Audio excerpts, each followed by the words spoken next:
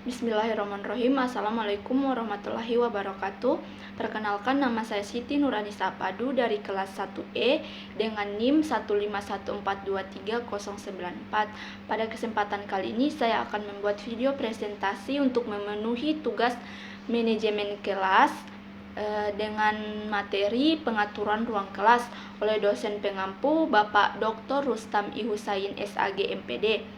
Nah, untuk mempersingkat waktu, langsung saja kita masuk pada materi yang pertama. Baik, langsung saja kita masuk pada materi yang pertama, yaitu pentingnya pengaturan ruang kelas dalam pembelajaran. Nah, pengaturan ruang kelas berarti membangun dan memelihara lingkungan kelas yang kondusif bagi pembelajaran dan prestasi siswa. Siswa dapat belajar lebih banyak di beberapa lingkungan kelas dibandingkan lingkungan kelas yang lainnya.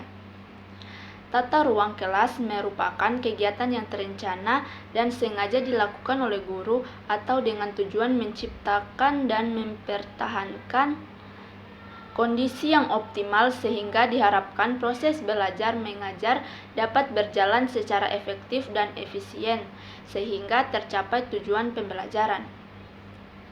Dapat disimpulkan bahwa tata ruang kelas merupakan kegiatan pengaturan untuk kepentingan pembelajaran.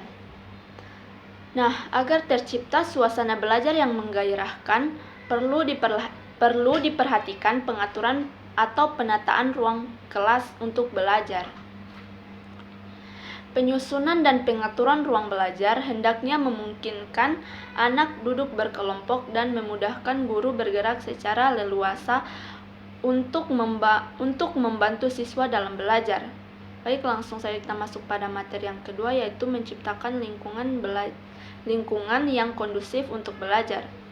Nah, kelas yang kondusif dapat tercapai apabila seorang guru sebagai manajer dapat mengelola ruang kelas secara baik.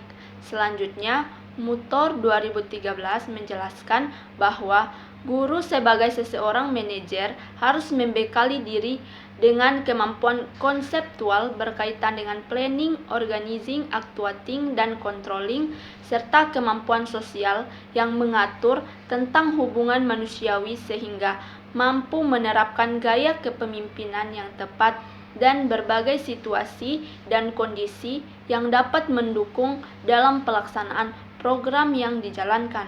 Nah, yang pertama yaitu perencanaan atau planning. Perencanaan atau planning ruang kelas di sini mencakup perencanaan tempat duduk peserta didik, perencanaan media pendidikan, dan yang terakhir yaitu perencanaan tanaman dan tumbuh-tumbuhan. Yang kedua yaitu pengorganisasian atau organizing ruang kelas. Pengorganisasian merupakan tahap kedua dalam proses pengelolaan ruang kelas. Allen dalam Mutor 2013 mengemukakan bahwa pengorganisasian sebagai proses penentuan dan pengelompokan pekerjaan yang akan dikerjakan. Yang ketiga yaitu pelaksanaan atau actuating. Pelaksanaan merupakan tahap ketiga dalam pengelolaan ruang kelas. Nah, pelaksanaan merupakan usaha yang dilakukan supaya perencanaan dan pengorganisasian terlaksana. Yang keempat yaitu pengawasan atau controlling ruang kelas.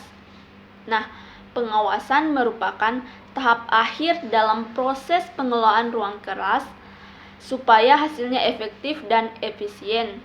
Mutor 2013 mengemukakan bahwa pengawasan adalah proses pemantauan, penilaian, dan pelaporan rencana atas pencapaian tujuan yang telah ditetapkan dan tindakan korektif guna untuk menyempurnakan lebih lanjut dan meningkatkan mutu sesuai tujuan yang diinginkan. Nah, kita masuk pada materi yang ketiga yaitu materi tentang pengaturan ruang kelas yang baik dan benar.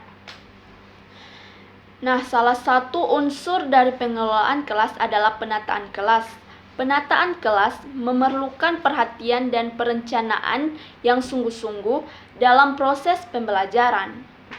Penataan ruang kelas penting untuk dilakukan dengan terencana untuk mendukung proses pembelajaran.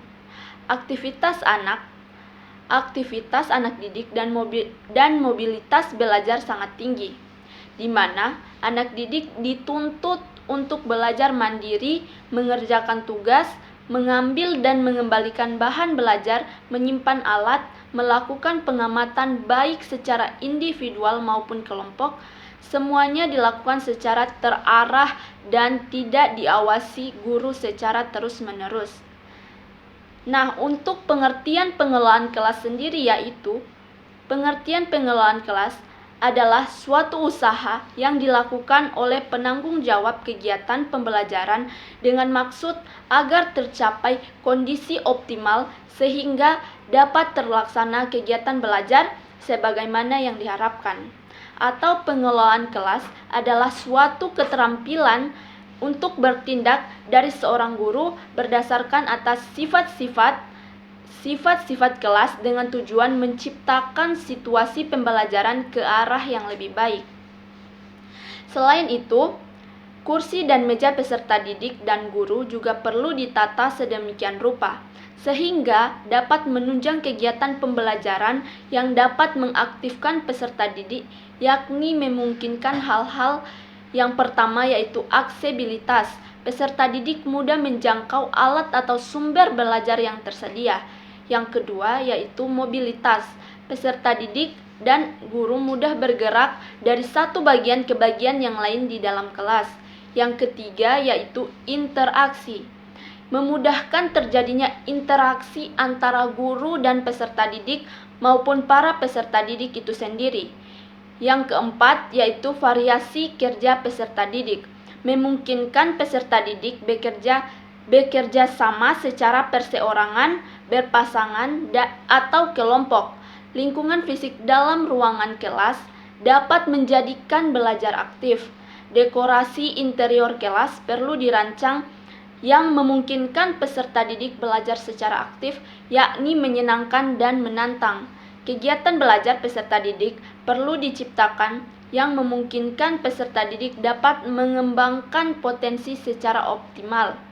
Nah, sekian video presentasi dari saya. Lebih dan kurangnya saya mohon maaf. Wabillahi taufiq wal hidayah. Wassalamualaikum warahmatullahi wabarakatuh.